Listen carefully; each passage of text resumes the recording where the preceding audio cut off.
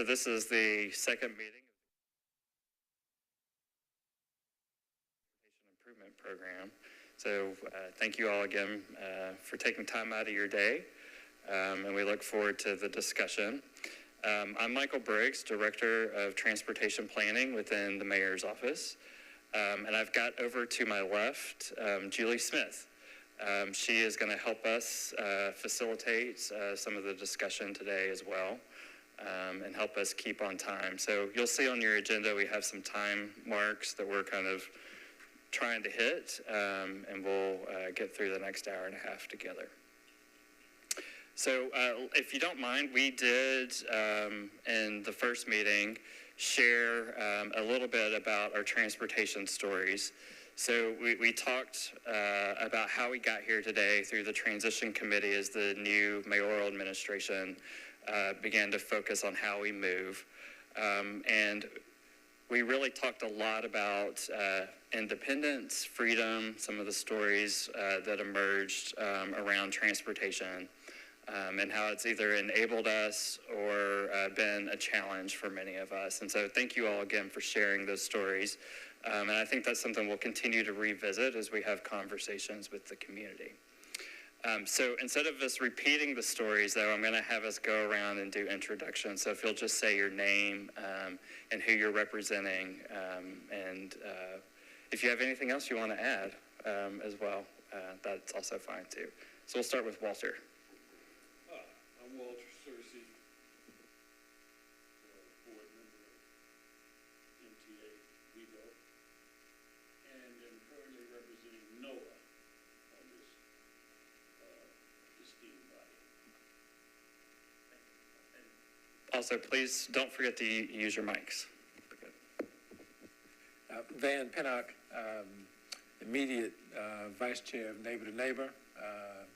I am representing part of the North Nashville community. Great. I'm Carol Westlake. I represent the Tennessee Disability Coalition. I'm Ed Cole. I currently serve on the Regional Transportation Authority and have been involved in a number of nonprofit organizations, including Senior Ride Nashville and the Tennessee Commission on Aging and Disabilities. Hello, I'm Carrie Brumfield with Senior Ride Nashville. I'm Pete Wooten. I'm with Pinnacle Financial Partners, and I was the past chair of the Transit Alliance of Middle Tennessee, and also chaired the Moving Forward initiative for the Chamber, and I'm the immediate past chair of the Greenways for Nashville as well. Good afternoon. I'm Dale Mitchell, Community Development Coordinator for Pinnacle Financial Partners and a District 1 resident. Good afternoon. My name is Tomas Yan, and I'm here on behalf of Conexión Américas.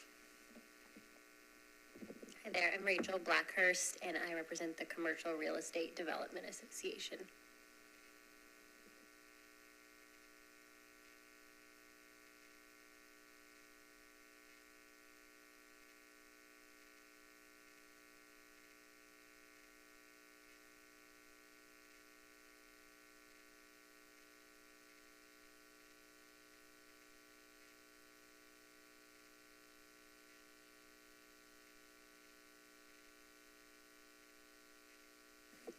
I'm Kimberly Malone Haddix. I'm representing Nashville State Community College. Good afternoon. I'm Craig Phillip. I'm a faculty member at Vanderbilt University and lead their Transportation Research Center. Hello, I'm Matea Canavino, and I'm working as the Transportation Assistant in the Mayor's Office.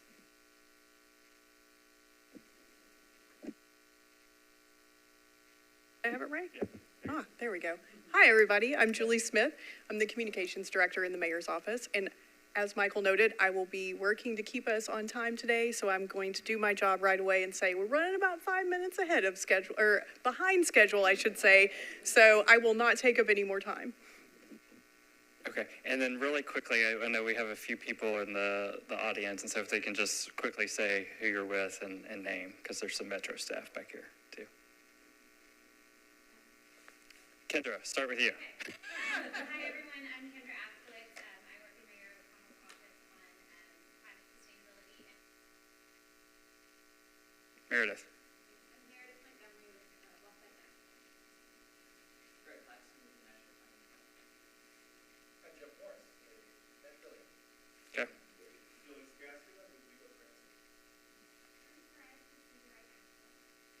All right, thank you. And then, or if we have other staff that are helping us make sure this gets videotaped and out to everybody. So thank you all for doing that.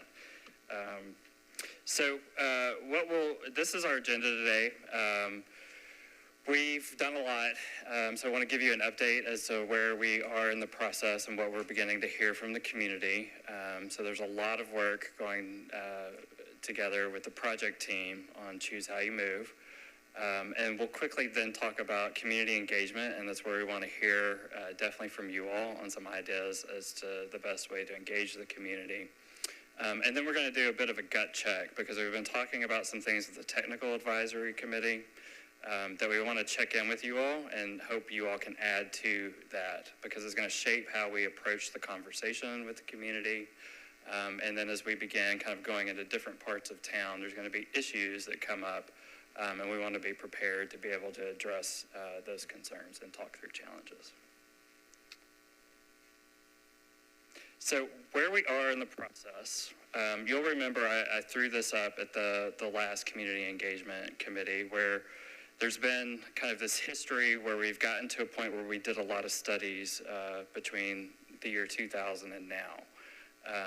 A lot of people have been engaged with that. We've had a couple attempts to move something forward with implementation. And so we're at this point in time where we have another opportunity to implement. We're going to continue the conversation within the community, but the thing we want to reiterate as well is that the conversation doesn't stop after any program goes to voters on a ballot. There's still a continuing conversation as projects are implemented, as we figure out the exact mode and design that is on some of the corridors. And so there'll be numerous opportunities in the upcoming years after the vote to also help shape and provide feedback to the transportation program and the projects. This is the timeline that we're working under, so you'll see we're at February 29th. So we're kind of closing in on this time frame where we need to be settling in on projects. And so we're not going to have that discussion today on specific ones. We're going to be talking about some corridors, but I think at our next meeting, we'll be in shape to show you a little bit more about the financial envelope and some of the projects that are coming together as we help narrow that down based on what revenues can be obtained through this funding mechanism. State Comptroller has to review this by first part of the summer, and then Metro Council engages with the program before putting it over to the Election Commission and early voting beginning in October with the election in November. So we've sort of been working back from that time frame, and we'll keep moving forward. In terms of updates, so I mentioned the project team, finance, legal, WEGO, NDOT, planning. All of these other departments are working on developing the transportation improvement program.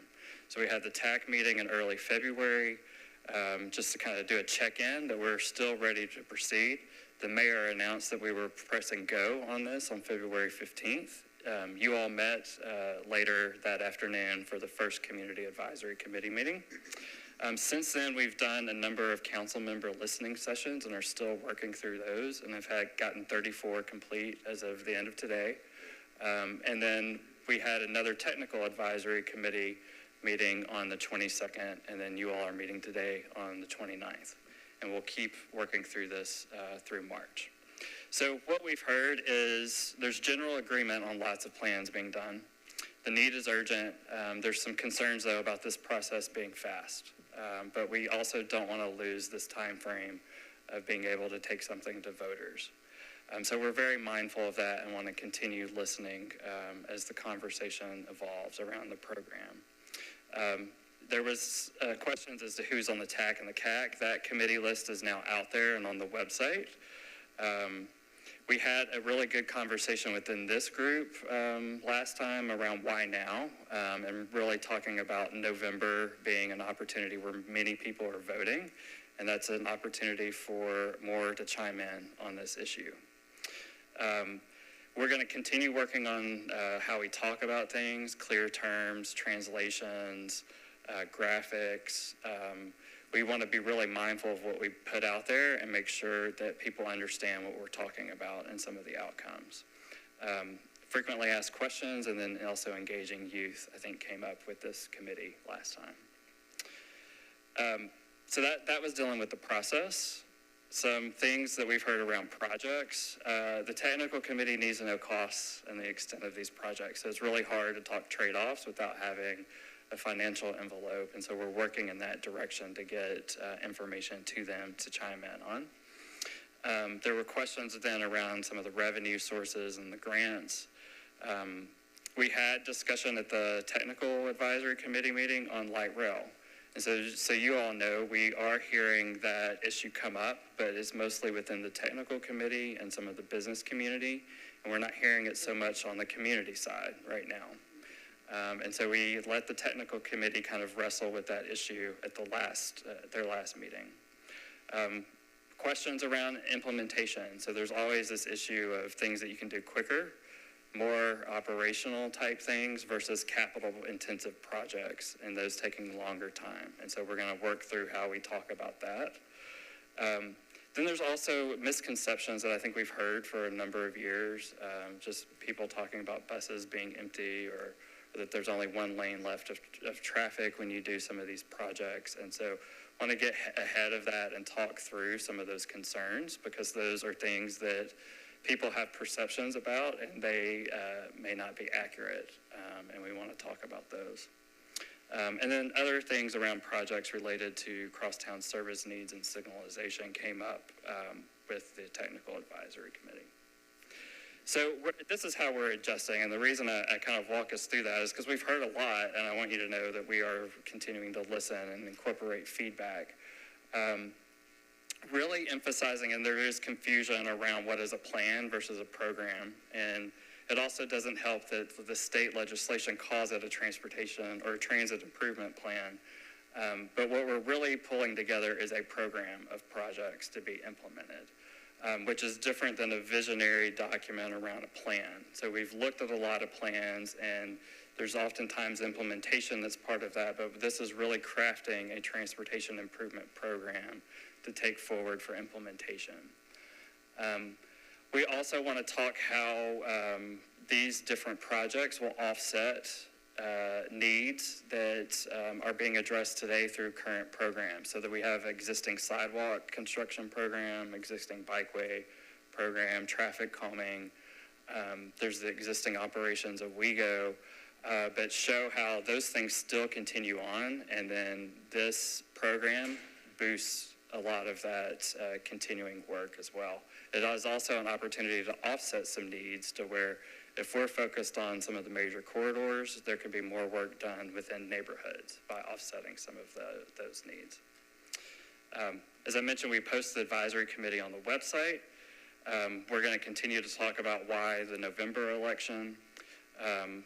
Construction came up, and like the length of time frame we heard, and how this will help future Nashvillians. So not necessarily all of us today, but investing in some of the corridors now helps for 10 to 20 years into the future. We're going to keep rethinking our terms and approach. We are exploring resources around translation, graphic design, earlier community listening sessions, which we'll hear a little bit about today, and then talking with youth groups as well. Explaining how dedicated lanes work, evaluating some of the revenue parameters. I think that's going to be coming soon here in the next couple of weeks, and then outlining some of the project benefits into the 4 program areas. So we've heard a lot, I think, from you all as well, that just a list of projects doesn't necessarily resonate. So talking about how it results in different outcomes for people. And we're going to be thinking about how we shape that and how it resonates with people, and talking about the particular projects. So I wanted to provide this comparison. You all did a Mentimeter at the last Community Advisory Committee. The Technical Advisory Committee did the same questions. So this is a bit of a gut check, because we realize when we kind of get in our own bubbles, we sometimes hear some of the same things. We sometimes hear it a little bit different. So this just compares what the TAC and the CAC responded to in terms of what the transportation improvement program should prioritize. So the interesting thing is that in both groups, walkability and expanding existing service to make it more frequent kind of rose to the top. And then there's some things, 3, 4, and 5, where things switch out. And you'll see there's kind of like things that get sort of lumped at the top and then lumped at the bottom on these. So there's a bit of a difference in terms of priorities for the existing network. The TAC was indicating higher frequencies, whereas the CAC is longer hours, but it's not too far off from what the TAC also mentioned. I think the interesting thing on this is kind of the star service being at the bottom amongst both groups. So what this is telling us that really this kind of expanding our resources, the operations side, is probably an important component of the tip. Then looking at how we expand the network, again, there tends to be some things at the top and things at the bottom. So in this instance, WeGo Link is kind of at the bottom in both instances, and Park and Ride. I think the emphasis on bus rapid transit corridors, expanding coverage kind of rises to the top in both groups. And then I think this is one where there's probably it needs more clarity, particularly around transit-oriented development, but it just shows you the difference. And this is where you sort of ranked, or you allocated based on a scale of 0 to 100, what you would prioritize. And I think the interesting thing with this is walkability and bikeability come up in both groups, and so does ITS. And then this idea of TOD. We had some discussion if the technical advisory committee is how bus maintenance facilities always kind of go to the bottom, but we also realize it's like a necessary thing that we have to do. And so in kind of like our wishes, we always put other things ahead of that. And so we have to keep in mind how we maintain our existing fleet and expand the fleet. So are there any questions about where we are at this point, or feedback that you have on what was reviewed with you all previously? Yes, Ed. Yeah, Michael, I just added, and you're probably maybe going to talk about this more, but the Imagine Nashville results that were just announced over the last couple of days, that was pretty overwhelming when you get something in the 90% category of people talking about transportation needs. So hopefully what we're doing here and what you've outlined, what we're doing, will blend into, there's a public perception that we do need to do something and translate this into answering some of the questions that people talked about. Anyway, it was an impressive result, I thought, in that process. Yeah, very good point. Yes, Walter, go ahead. It'll probably catch up. Always keeping in mind the population for the particular population groups wherein these surveys are taken.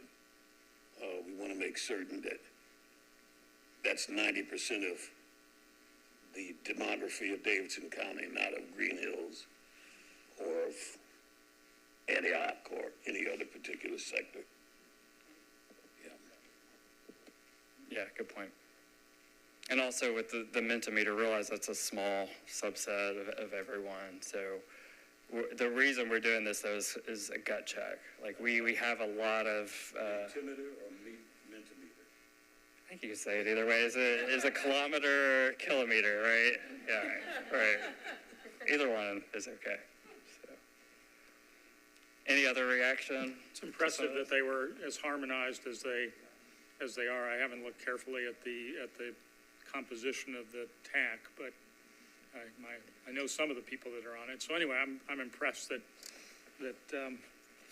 out of the chutes there's harmony for the most part.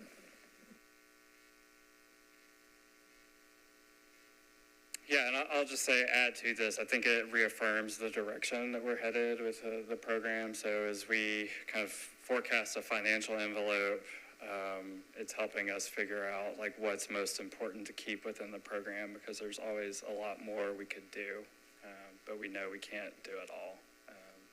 So. Anything else we need to know? All All right, I am going to toss it to Matea now to talk about the community engagement strategy, and then we'll be getting some feedback from you all as well. Thank you, Michael, and thank you all for being here today. Happy Leap Day. So we'll be going over the community engagement strategy. Thank you. And I know that this is one slide, but it is much more than that. For the sake of time in this meeting, we've kind of condensed this so you can get a snapshot of what we're planning going forward through May 31st. So starting with public meetings and workshops, we are looking at getting some listening sessions going about 4 to 5 through the last 2 weeks of March.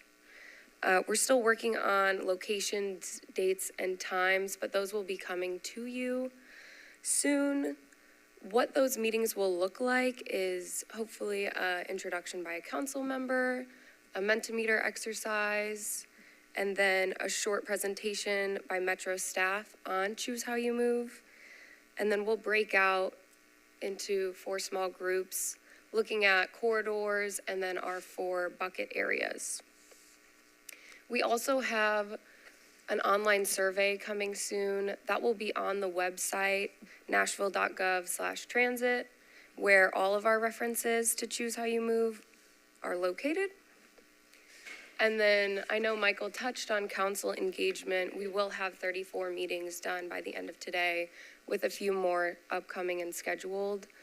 That will be a continuous engagement. Going into the transit team talks, we'll be getting about 2 Metro staff members in groups we'll be training Metro staff through March to start in April, going out to different interest groups and speaking on Choose How You Move. We'll also be working with council to engage with existing networks and start plugging in there. And so this is where we would like some feedback from you all. There are Post-it notes again on your tables, and you all are in these communities, so we need your help to guide us through this piece on what groups should we be looking at. And so if you want to list those, if we want to discuss those, now would be the time to do that. And overall feedback on this overview. I would just add one thing too, which is we're a very diverse community. And so one of the challenges is ensuring that when we're communicating in a way that everyone can engage with us.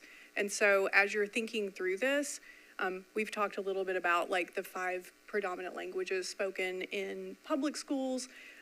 We've talked a little bit about ASL and other tools that are needed to reach all of our residents, but that is something that we would certainly welcome feedback from this group as well. Those areas where we want to ensure that everyone in our community has the opportunity to make a choice. And so how do we do that in the most effective way, and certainly welcome thoughts on that as well. I was a little confused about the time frame you described. You were this is your plan through the end of May? Yes. And is that just because you want to be focused on the short? It's not because this whole effort will stop at the end of May, I presume. No. So are you trying to gather input about what the plan should look like, or are you trying to educate what the plan does? So because to some degree, the plan is going to be baked by the end of March. Correct. I mean, there's not going to be much opportunity to change it around. So I'd have a little concern about going to the community and saying, give us your feedback, because you can still have a voice in the game. I mean, I understand that on one level you like to give people that impression, but if it's not true, I'm worried that they'd feel that they've been, Correct. haven't been heard because you've asked them, but when in fact you're not going to be able to listen to them because the plan is going to be what it is. Yeah, and we mentioned this at the last meeting, that now is kind of like the special opportunity to really like talk through trade-offs and things that can be changed. And it unfortunately does not allow lots of time to put a list of projects out, go back to the drawing board, rework it, put another list. And we've heard that, so that's a concern that has come up. So one of the things we wanted to do is have the listening sessions in March while there's still some time where these things are coming together. I don't think, by the time we get to the end of March and into April, the whole thing has to be handed off to the state. So there's not opportunities to really change big things that are in it. So it becomes more about educating what's in the program, talking through how it impacts people, what it means to certain corridors.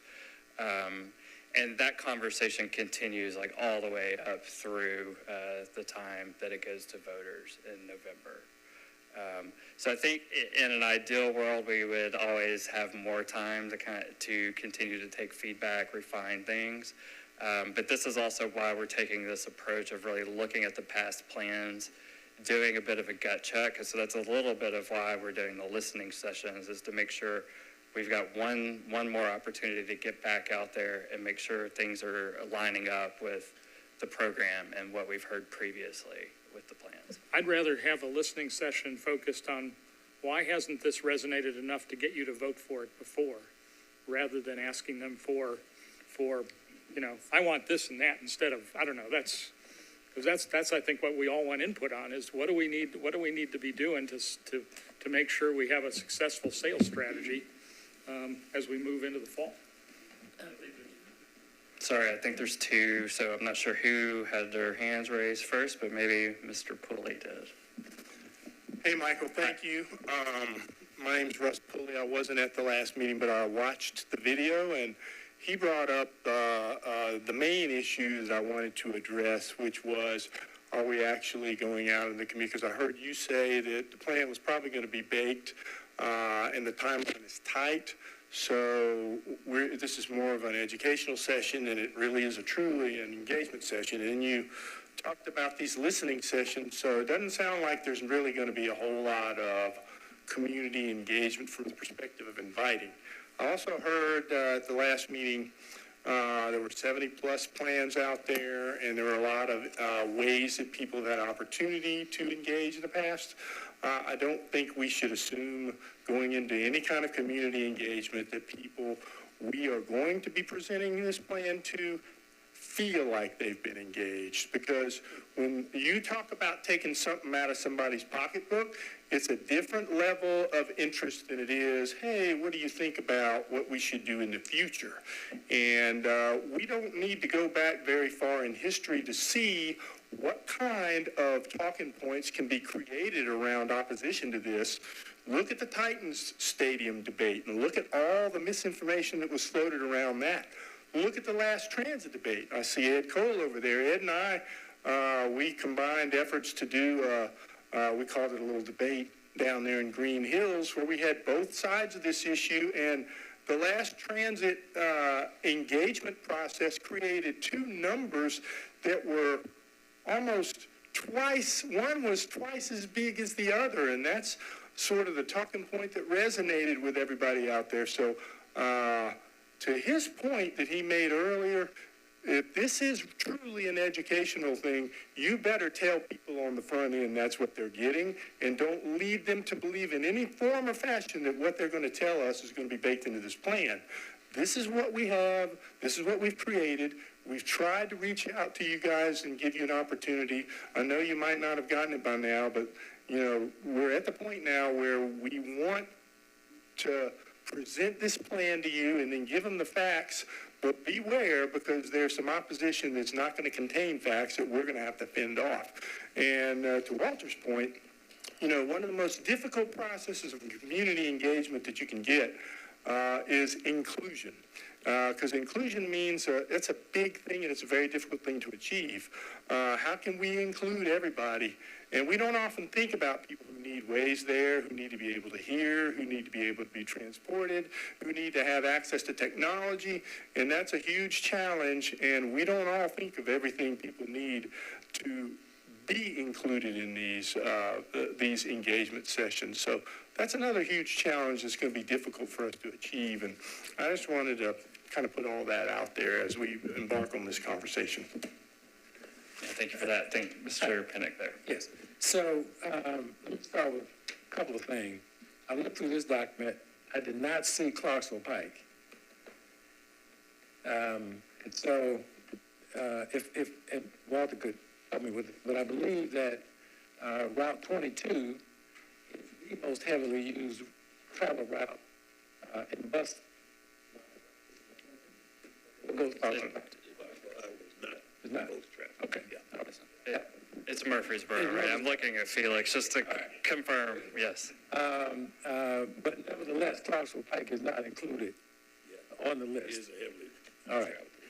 I think that's an issue. Yeah, and we'll get into that here in a little bit as to where, so you're seeing a portion of the program that we want to talk through, and so it's not the full extent of what will be in the program. Okay. Yeah. All right. So I did have another question.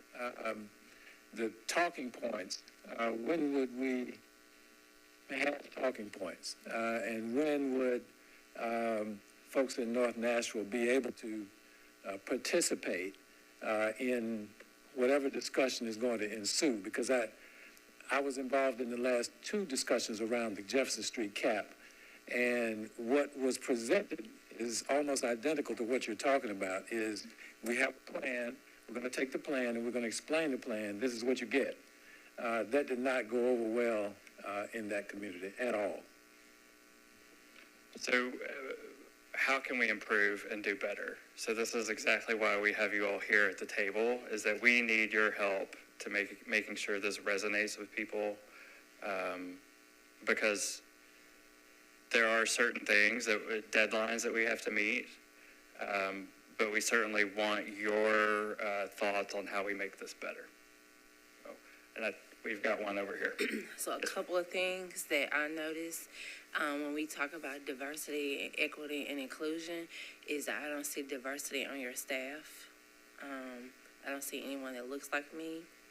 I know that we had a very diverse group, and so I'm looking over to Tomas, and I don't think that they see anyone that looks like them. And so we want to speak to Nashville, and as a Nashville native, and I won't tell you how old I am, but I know that it looks like old Nashville when I look across this table.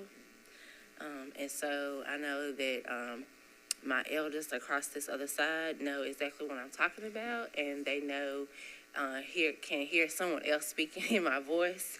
But let's talk about that too, because as Mr. Pinnock talks about Clarksville Highway, and I know that you're going to talk about that, we can tell you right now, and Dale shared this with you a couple weeks ago, that we know that Clarksville Highway is a state project that's happening, but we can tell you that North Nashville is going to be hell no, regardless if it's a state-funded project or this is a city project, until you get that cleaned up. And so, one, a staffing issue, because people will talk to and resonate with folks that look like them. And two, since tomorrow is March 1st, and we know that the 11th through the 15th, that people are on spring break. So what is that plan? So, thank you. I think Tomas there, and then Walter, and then I felt like someone else over there. Okay, Tomas. So in terms of getting out.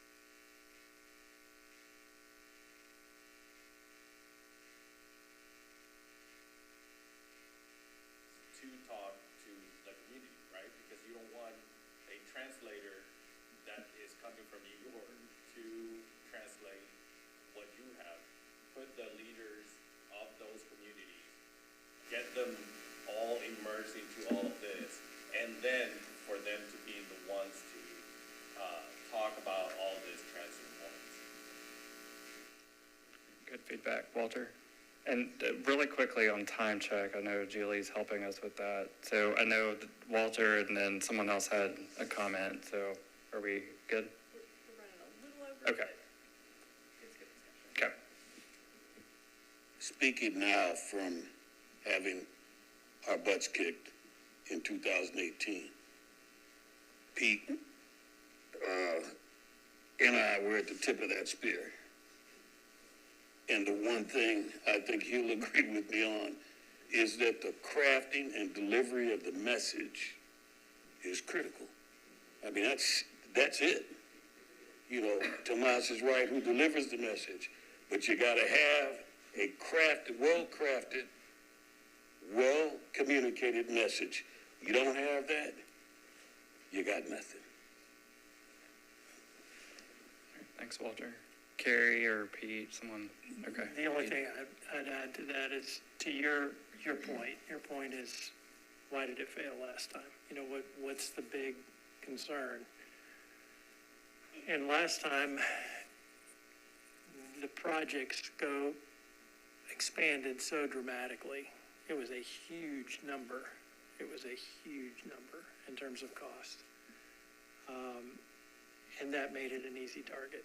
And I think what we need to consider is just that. What's the opposition? What are the arguments against it? We know we've got a problem. You know, this city's growing so quickly, and we've got limited capacity to move around right now. So what are the options? If we can do that in a way that really addresses those top concerns we saw, which is, you know, pedestrian safety and sidewalks and making sure that you've got expanded bus service. If you can do that and keep a good lid on the cost, then you've got a chance.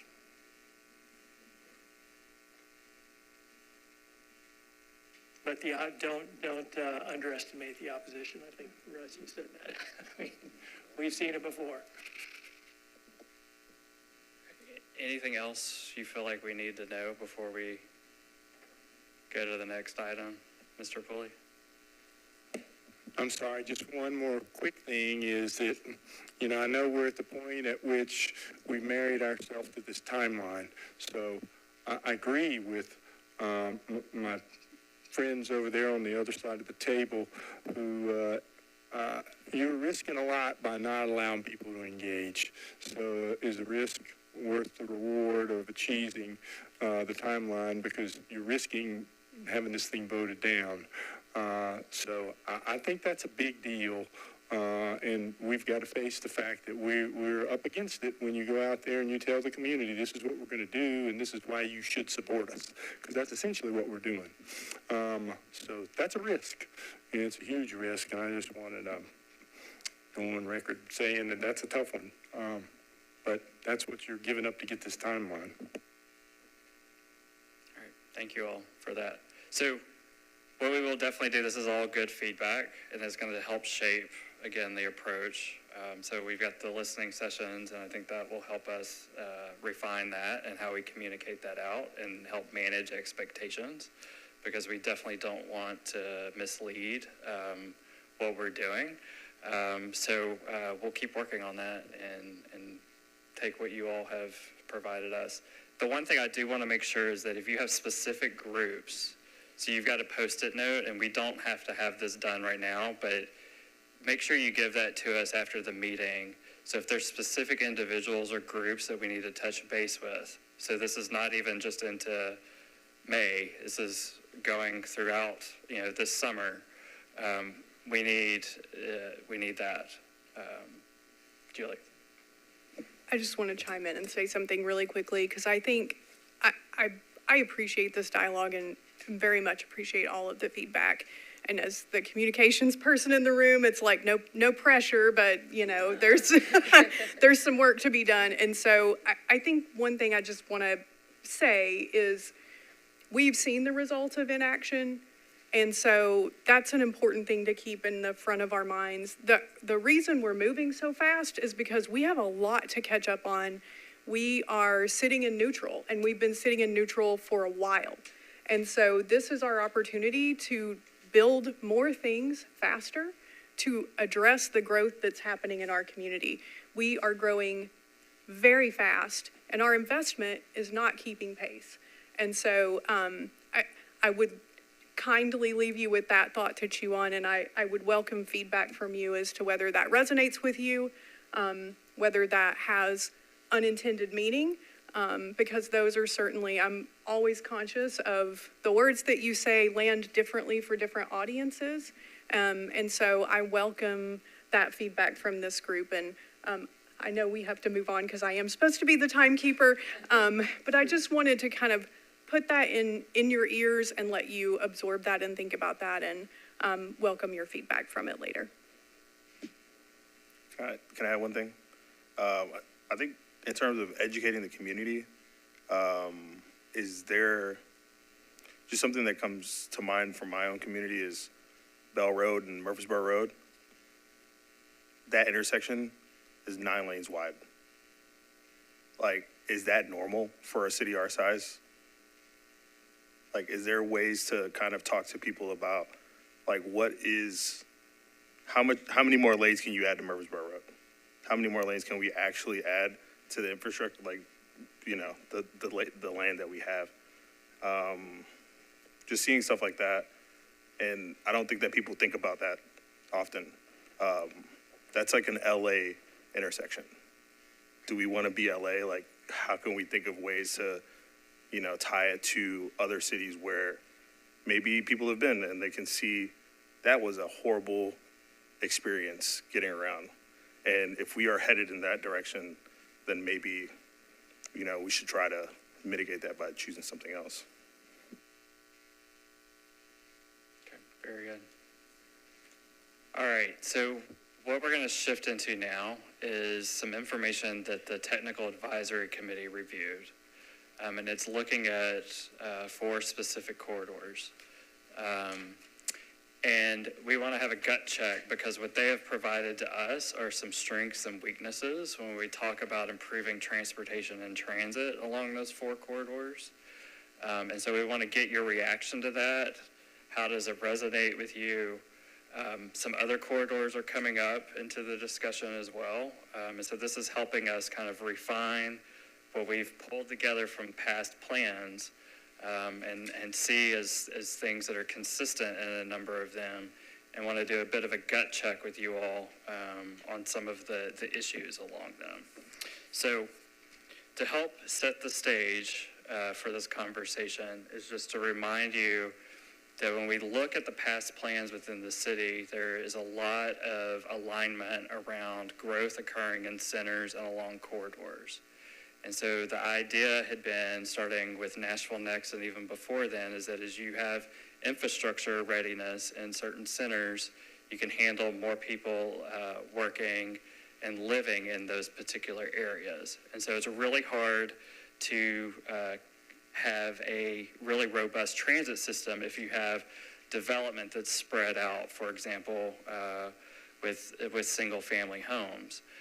Then as you get more development in areas, you're able to service it more with transit. And then I would say we're seeing development kind of move in the direction along some of our pikes. So if you think of Gallatin Pike, Dickerson Pike, Murfreesboro Road, we're seeing this multi-level development where people are living on those corridors, and there's retail space below, and that can be serviced by more frequent transit. Then as you have more development and improvements along the corridor, you can begin having transit within its own dedicated lane. And so I've boxed this out because I think we, unlike 2018 and maybe when we did Nashville Next, we did not have a lot of real world examples to look at to say, this is how we're growing. And we have those today, and I think many of us can think through and imagine how that has changed just from 10 years ago. So we presented to you at the last meeting a draft list of projects.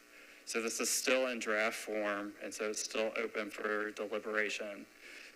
The thing is that we have got to financially constrain it, and so we're going to be going through a process now of doing that over the next month.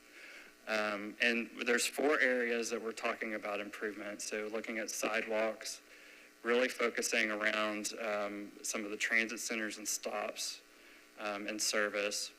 There's signals, and so this is where you begin to pull in some other corridors for improvements. But then when you look at service, focusing in 4 areas for high quality rapid transit on some level, some priority corridors, Clarksville Pike, West End, and downtown, the transit centers, and really beefing up current operations today. So we don't operate today 24/7. So having some routes operate all day, every day, and then expanding some of the operation timeframes and routes that are currently not served. And then also looking at safety around some of the stops and making some intersection improvements. So we'll be kind of talking through these 4 categories and presenting them in ways that we talk about it, not just beyond transit service, but there's other advantages as you upgrade transit service on some of the corridors that help drivers, help pedestrians be able to cross the street. So what we want to have you focus on is this feedback that we got from the Technical Advisory Committee around the 4 BRT, Bus Rapid Transit Corridors. And so I use that term today, that term may need to change or help, or we may have to modify it to help residents understand what we're trying to do on some of those. So if you have questions about what that means, we certainly want to talk about that as well, and we've got WEGO staff that can also help through that discussion.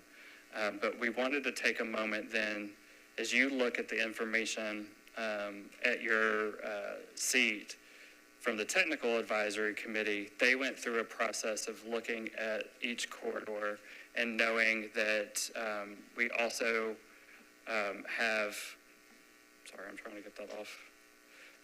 We also have maybe some gaps with the information that the technical committee came up with. And so we want you to be thinking about what is missing from this. Are there other fatal flaws that have been identified? And then we really want to, again, hear from you all the challenges around how we talk about the outcomes along the corridor. What are the opportunities and challenges related to engagement along the corridors? And so what I'm going to do is stop talking, have you all talk, and we will document this stuff on the screen as well. But are there first any questions about the stuff that's either at your seat that summarizes what the Technical Advisory Committee went through, or any of the terms that we've talked about up to this point? Yes, Ed. Michael, I think included in this conversation of specific corridors, we have to focus on why corridors are important. I mean, it's not just my street that's nearby, Nolensville Road or whatever.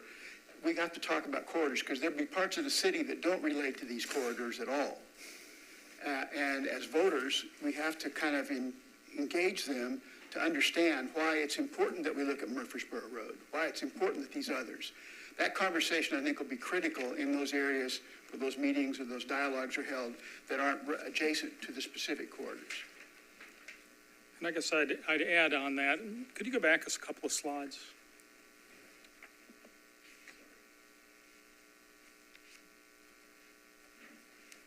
Well, I'll start with this one. And the features of what we're selling here, most of them don't show up in this rubric. The sidewalks, the transit centers, the frequency of service. To me, and the fact that we jumped to the corridors is almost an indication of what we're we're not selling the features of this plan that I think are the pieces that are gonna resonate with more and more residents. And so the corridors are important. You're exactly right. And you're kind of, we got to explain to people why they are in fact important. But we've got so many features in this plan that aren't corridor specific. That's kind of, to me, the genius of the way it's been structured. But we're automatically jumping into the wrong conversation. So anyway, that's what in the. Am I ready? Okay.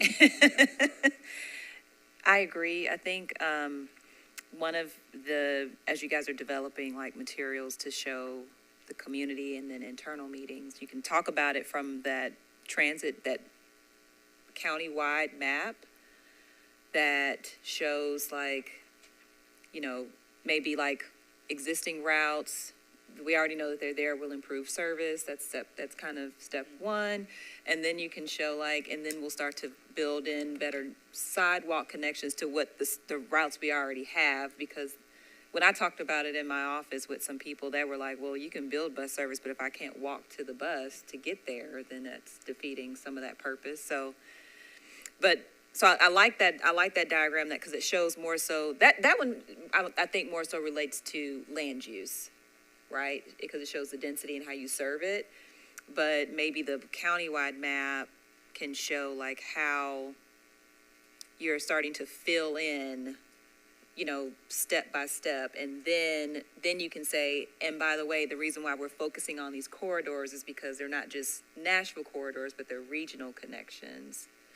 And then you also see the density of the centers around those that connects to the corridor. So I think that may paint a better picture.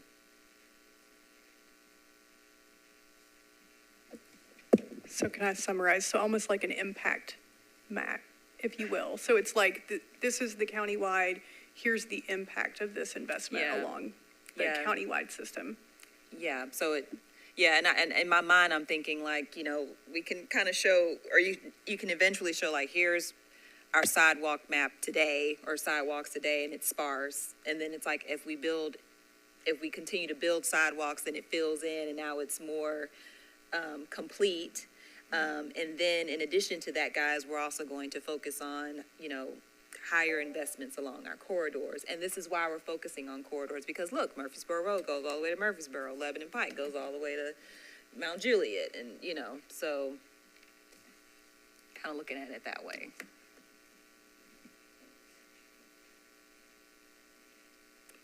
I think something to consider is how much land we waste on parking lots, because everyone has to drive somewhere. We get some space back, when more people are using transit, and we have less seas of parking lots. That leads to more development and more communities. That's kind of a further out there kind of thought. I'm old. I was Commissioner of Transportation in 2018 in the last debacle. And what I would say, and I would go through this, a couple times TDOT was mentioned in here, but at the end of the day, these are state highways. And I don't see anybody in here from TDOT. And that was a huge issue before, because you were going to do light rail down the middle or somewhere down a state highway, and almost no one ever contacted TDOT. And they can be a great friend, or they can be not a great friend. And I would say, now that I'm not part of that anymore, it's imperative that you realize and remember these are state highways built with federal dollars mostly, and we have to work through that conjunction and that group in order to do that. And to have their support would be vitally important. And to go back to mention Bell Road, more lanes doesn't mean less traffic. And the studies often say the more lanes you build, the more traffic you have. And so we have to give that information out. And I'm going to say one other thing, I'm an outsider sort of. I live in Franklin. I am on the Franklin Transit Authority, and I'm interested in transit from Nashville to Franklin because that's a big deal as well, but not as bad as I-24 and some other things. But I was also, and I was chairman of the school board in Franklin. And what I learned real quickly is that we used to have, and the worst thing that you can do anything is rezone children because you're dealing with angry mothers. That's all I got to tell you. And when you have public opinion, none of them want to change their zoning of their children ever. And what I realized, but we came up with ideas. If you're not going to listen to them, don't ask them, because that just pisses them off more. Pardon my French. So I would suggest in these things that you say, or you bring out, they should not be listening sessions, because that's not what they're going to be. You don't have time to change that. They're going to be explanation things, and what you sort of need to present is the people who understand transportation, understand traffic, understand the growth of Nashville have pulled this together, and this is what we're going to do. And we're just here to inform you and to tell you, because you get 100 people in a room and talk about transit, you're going to have 57 or 60 different ideas. So listening to them isn't going to help, and it's not going to change your plan. So don't fool them or try to fool them and say, we're going to listen to you, because you're not. So just be honest with the public. Say, here's what we got. Here's what we're doing. We want to bring it to your attention, and we hope that you vote for it because it will help traffic in Nashville. Or you say, we've listened for the last And maybe you can 15, say that. 10, 20 years. But remember, it's the experts, the people that understand traffic and understand transportation and understand the stuff that pull this together. The normal person, most of us in here don't know how to do that. So it's and having spent 8 years listening to experts, they know a whole lot about traffic. And they know how to control it. Ed, you know that. And, and the public is smarter than you give credit to them. And if you try to fool them, they're going to know it. So just come out front. That's just like a politician lying about what he's done and then gets caught and said, oh, well, I'm sorry. So just come out front and say it. We've developed it. We've done it. This is what we're going to do. These are great plans. Have people support it. Have TDOT support it. Have the, your legislators and your congressmen support it. And then give it to the public. I think you're wasting your time to ask them what they think, quite frankly. Sorry. The only thing I would add is, thinking about relaying the message in the framework of why, why did we choose this corridor? Why, what, how, when? That's kind of, if we can hit those pitches, how, what, why, when, all looking through the lens of whatever feedback we've already collected from the public. If we look through that lens and answer those questions, that's about the best we're going to be able to do. And I would just say, remember, the people who live in Antioch don't care about people in Clarksville, don't care about people in Bellevue. They don't care. They just care about their particular issue. So that's all they're interested in. And so we have to look at it as a citywide group, and we have to take everything into consideration, and we can hear them, but it's very personal, and it's hard to do that publicly when it takes an expert and group of people who look at it in entirety of how to best handle transportation in this region, not just Nashville, but in this region, because it's critical. You got I-24 and I-65 and both north and south, and and everybody is. We're going to have to look at it in its entirety. That's all I've got to say. So I've got a clarifying question to build upon that, because I think this is something that we struggle with, and it's sort of marrying the two issues of people who look like the community, talking to them, and then also experts who have certain background in that. Help us kind of merge that together. Like, what does that look like going forward over the next year? Since I was the one that started that conversation, I think it's mixed, that if you are talking to African-American community, that you want to bring experts that look like them, as well as, other people that can be a part of the conversation. The thing of the matter is that everyone trusts someone, and they trust people who look like them, because they know if they have co-signed it, that they're not going to sell them a bill of goods. And so that's, I can't go to some certain communities and say some things because I may not be able to clear the conversation with another community. Tomas? Yeah, I agree that there's experts that know about this all from top to bottom. But at the end of the day, you trust who you know.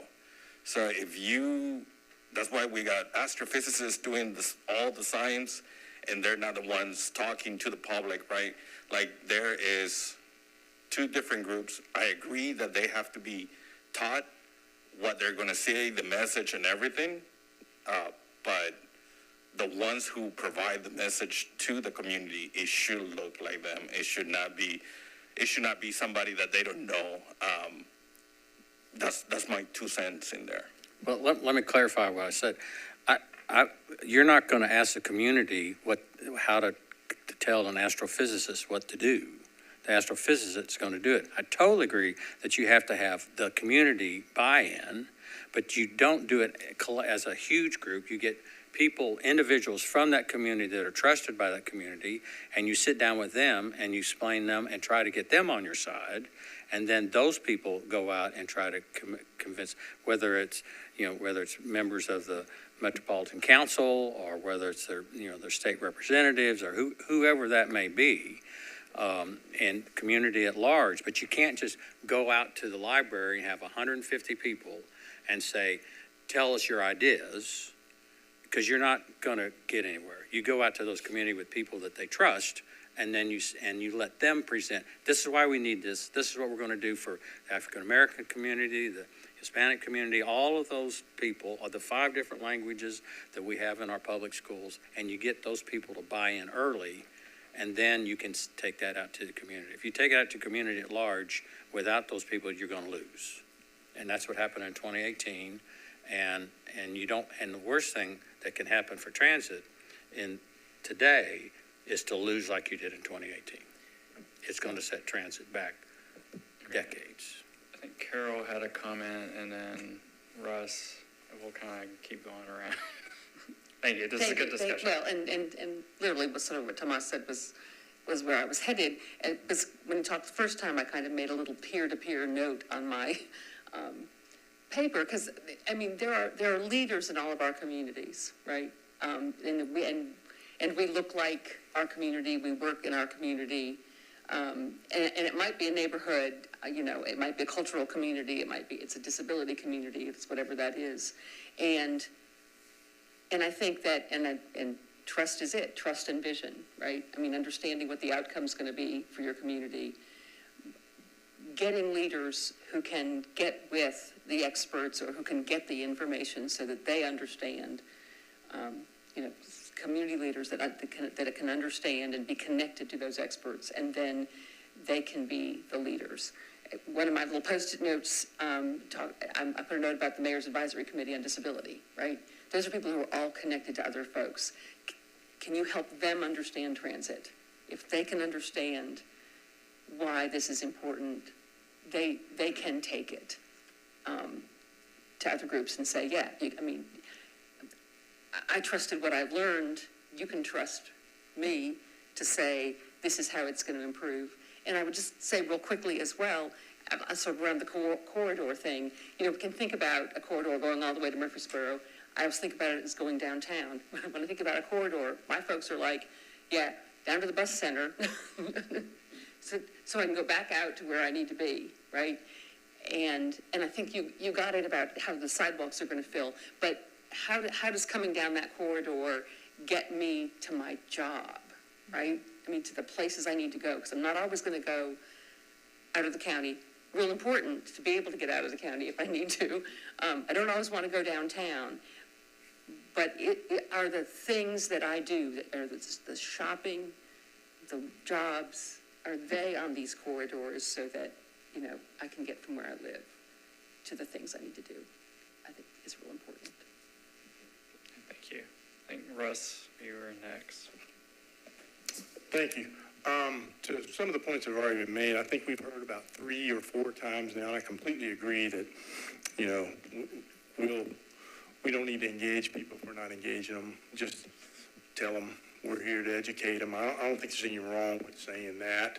But when you talk about experts, I think it's very important that expert opinions are there. To Kenya's point, I think that somebody like Walter Searcy can authenticate an expert. And when you got a Walter that's saying, believe what this guy's telling you, that certainly helps. We saw with the 8th Avenue situation and Franklin Road that people, when they get riled up over this, they have their own view of what happens when you add lanes or when you don't add lanes, and you can't get them off that view when the hornets get out of the nest.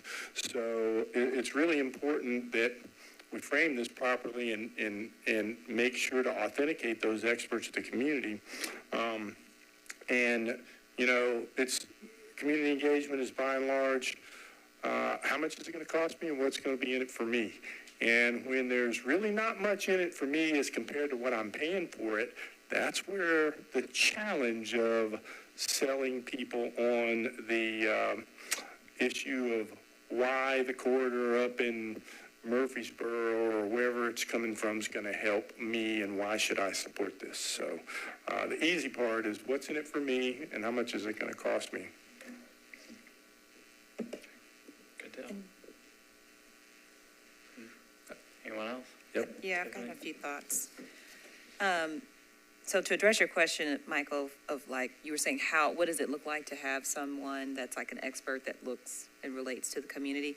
Maybe going back to those Nashville Next stakeholder groups, because we had different committees focused on housing, committees focused on cultural, economic development. Like we had about 100 people on various committees that represented some of these groups. And so going back to them and saying, hey, do you remember, what are your thoughts, and kind of bringing people up to speed that way, and then seeing if they're still sitting in those leadership positions and maybe going back out to those people again, so making those touches again. And then I love the idea of experiences with transit riders, so maybe partnering with local news stations to follow a transit rider, follow a student going to school, follow somebody going to work, follow somebody going shopping, like real-time experience to really show them standing on Murfreesboro Road with cars whizzing by, like that stuff that's shareable. And through social media, television media, like that will do the work for you, hopefully. And then in these corridor reviews, I did not see any demographics as part of what are the strengths and the weaknesses. Because one of the things we heard from the last transit initiative was a lot of people in Antioch opposed it because the route did not come all the way down into Hickory Hollow Mall. And to me, having lived down there for 10 years, and during that conversation, I-24, Murfreesboro Road, anything leading southeast has the most gridlock, and it had the shortest of the routes on that last transit map, and that killed it for at least 1/4 of the county. So I think making sure that we align, location and readiness and all that makes sense, but also what are the parts of the county that need it the most, and what demographics also need it the most. And I think if we show that, we're trying to hit people that actually need transit to get around, whether it's socio-economic, rate, whatever. I think that might sway some voters in a positive way, you know, if we show that. Michael, I had an idea. Thanks, Tiffany, for spurring this in my mind. But the mayor of Boston, I believe, she has been posting up, I know last month a lot, where she was meeting a different resident in different parts of the city, like at 6, 7 o'clock in the morning, and participating in their commute.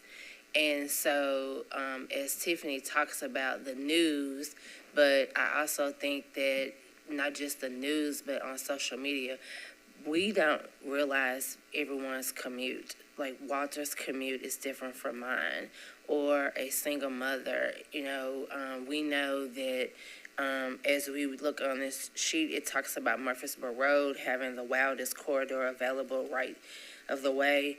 Half the time when you go down Murfreesboro Road, there are no sidewalks. And so people are walking late at night. And so those conversations are people tracking, or actually the mayor or someone from senior staff actually being with someone in their commute. You have teachers who probably ride the bus, they are walking or they're riding. But those kind of stories, but they also have to be diverse, not in just how they travel in Nashville, but who they are, what they look like, because some people park and ride. Again, we stated that there were young people who weren't on this panel, and maybe using young people to talk about their commute. Kids ride the school bus, they ride the city bus back and forth to school, partial way. So those are more ample to amplify. How do we continue? We know that we're growing, and some people did not start off, you know, in a car, or they've changed. Even the mayor's story has changed. He talked about going from a household with no kids and no car, and look how they commute now. So people need to see that in order for them to understand that transportation has changed, and it changes daily for us. We need to see how seniors commute.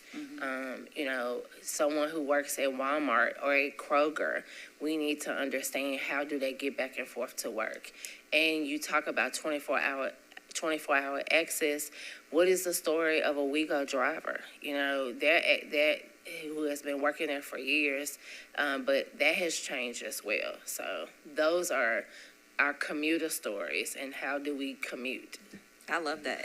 If you put a dash camera in somebody commuting on I-24 on a Monday morning, I'll be like, where do I push yes? I mean, because that's a real experience. It's stressful, and people change their lives and jobs because of it, you know? So anyway, I think that would be something really cool to check into if we could do that. Good conversation. Yes. Yes. Not exactly Murfreesboro, but I'm for telling the citizens of Davidson County what we're going to do, except the residents of North Nashville were told that I-40 was good public policy some decades ago, and we know how that ended up. So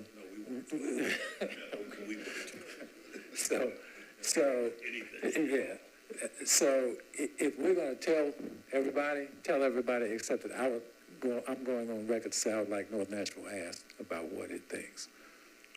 To piggyback off what you're saying, a lot of the people that are getting pushed out of North Nashville are being pushed to Southeast Nashville. So they're going to be the people that benefit the most from this. So I don't want to get too, I don't want to go too hard on that. And that we really do need to just think about that. People are getting pushed out. They're getting pushed into Southeast Nashville. They're getting pushed further and further out. And how can this benefit them? And I mean, some things that I wanted to kind of throw out there is how can we leverage artists, creative placemaking, to engage the community on behalf of this, to get the information out in a meaningful way. And instead of asking people to come to us to get information, like, why? why should they? I'm trying to watch Love is Blind. Like, I'm not trying to come leave my house and come listen to you talk about buses. Like, come on, what are we talking about? So how can people do it from their home? You know, is there a way to engage people like through live streams where it's interactive and they don't have to make a huge commitment? Now I gotta leave 6 o'clock to go to this transit thing, come home late. Now I gotta make the kids food after. Like, that's not feasible. And another thing is, if you have multiple kids and you got to take one kid to elementary school and then you got to take another kid to middle school, that commute is a lot more different than I don't know that I see that as a potential flaw, and how can we kind of segment some of that, the comms, to figure out a way to, talk to everyone. We're not going to be able to talk to everyone as with a broad message. It's got to be super specific to each of those. Yeah, in addition to my earlier mantra on message, the other thing that has to be in this plan, and at the tip of the plan, is the mayor. The mayor's going to have to expend some political capital to get this thing going. He's going to have to be the most visible persona, and he's going to have to be there regularly, often, on these forays into specific elements of the community. I really like what you said about the visual of the mayor as he does on the bus, engaging riders on the bus, and any other images and messages that he can be the principal point person regarding. So can I chime in really quickly and say thank you for all of this? And I do have maybe one small ask of you, because something that you were just talking about really resonates with me, which is there's really nothing worse than performative engagement with the community, except maybe asking people to come to you all the time instead of going to them where they are.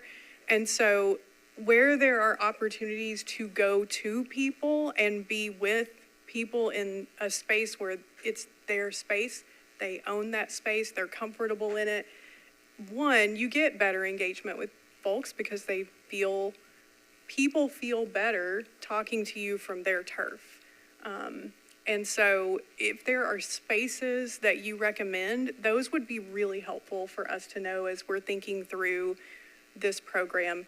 I do want to clarify, like, the pieces will not all run through May 31st. I think the engagement piece has to be early and often and direct. I agree with you that it can't be performative. We've got to walk in and say, this is what's happening, and here's what we do want to know from you. Because we do want to listen and we do want to hear, and we do need to make adjustments if we find a fatal flaw that needs to be changed. But on your Post-its, if there is that space where you're like, you've really got to show up in these spaces, I think that would be extremely helpful to the team. And I do have to do my time check and say, we have 4 minutes. Right. So I realized, like, we kind of got off from looking at the corridors, and that's totally okay, because I think we need to have this discussion, and I think this is a bit messy right now, and but it's because we want to really think this through before having the program finalized and out at the community. And so that was one of the things we were really trying to do this go around. So thank you for that, and I think it's totally fine that the conversation today went in that direction. I do just want to ask, is there anything on any of the other corridors that you want to bring up before we go on to next steps? How does hybrid work affect how messaging is going to be crafted? Most people aren't in the office full time, or making those commutes unless, you got to take kids to school every day. That's a great question. And actually, it's interesting because there are a couple themes that have come up throughout just today that have resonated through multiple conversations, and one of them was about like hybrid work. The other I also heard come up earlier, but I think we have to recognize that this is not just about transit. It is about improvements along the corridor. I heard a little bit earlier about sidewalks and safety and really emphasizing those. And so, yes, transit is a big part of this. It's also making travel in general better for the community, whether you're walking, down to a restaurant, to a store, or you are catching the bus or you are driving into town. What are those pieces that help you as an individual get to where you need to go, no matter how you go? And so that was part of, I think, the idea behind Choose How You Move is really like, we're all going to travel in different ways. And I appreciate what John said about traffic. We're going to have traffic. But how having the option to move differently, I think is what, for me as a communicator, I'm thinking about. And I don't know, Michael, if you have other thoughts, but absolutely the hybrid work is an impact to that because that gets to the 24/7 as well, right? I may not be commuting from 9 to 5, so I want to make sure I have frequent service for when I am commuting. I understand. Is there anything else that we need to know before we get into the next Choose steps? How You Move the official, so has that been decided?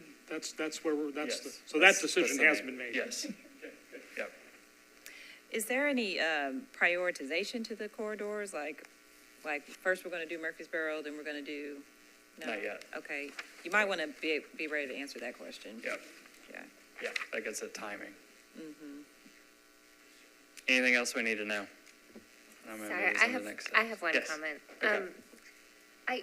One of the things that I think I've been struggling with in these conversations is like we're jumping into corridors, some technical details. It feels very decontextualized, and I know you guys are still baking how all of this is going to look, but like when we're talking about experts, I'm like, I can find an expert on anything, right? And I really just hope that we can like root the conversation and like what were our values and principles and like being really honest about what the objectives of this plan is, like and how prioritization had to happen. Because like I'm myself not clear on like, are we being motivated by the highest need? I don't think so. I'm like, are we being motivated by just like traffic relief, which is totally okay. Lots of Nashville wants that. But like, I'm not hearing what was the primary driver of this. And I feel like we need to lead in community discussions with being honest about like, these are the objectives and the priorities versus getting in the weeds on details. The mayor's office just released a couple of videos of him. I saw them online that like shaped the message, and we've had 70 plans over the course of the years, and now we're ready to put all of this together for the best of the city. It feels like that's the message that's already been crafted. I don't know that you have to recraft the message, particularly since we don't have a lot of time anyway for input. So it feels like choose how you go, choose how you move, and all that's already, so right, so that's the plan, that's the message, so now we have to take the message out. That's what it feels like to me, as opposed to selling folks on a plan, because it feels like that's already been communicated. And the mayor did a great job in the videos too, and the communications team, kudos to y'all. They were effective. Okay, thank you for that. So in terms of next steps, we have a scheduled technical advisory committee next Wednesday, March 6th. We want to bring you all back as well on March 7th as follow-up. So these conversations are moving quickly. One quick point to make on y'all's meeting on March 7th, we may need to move the location. So right now, I think this location is booked. We're looking at another one, and I think there may be one in your invite right now. So just know that may change. So be on the lookout for that. We're going to continue to refine costs and get things ready for financial auditing. And then we'll keep working on how we talk about this. I know we use the term listening sessions. That seems to convey a different sort of session. So we'll keep doing that, and then we'll keep meeting as needed as we get towards the end of March. Any last comments? Thoughts? Okay, I want to thank you all for this. I know this seems, it's messy. It's definitely part of the process, and we want you to give us feedback. So if you don't feel comfortable today talking about it, definitely send us a message afterwards, and we will follow up. And we will use what you've shared with us today to continue to do better as we get this program pulled together and out to the community. So thank you. Yes, leave your Post-it notes on the table. So please, people, organizations that you think we need to engage, put that down. So thank you all.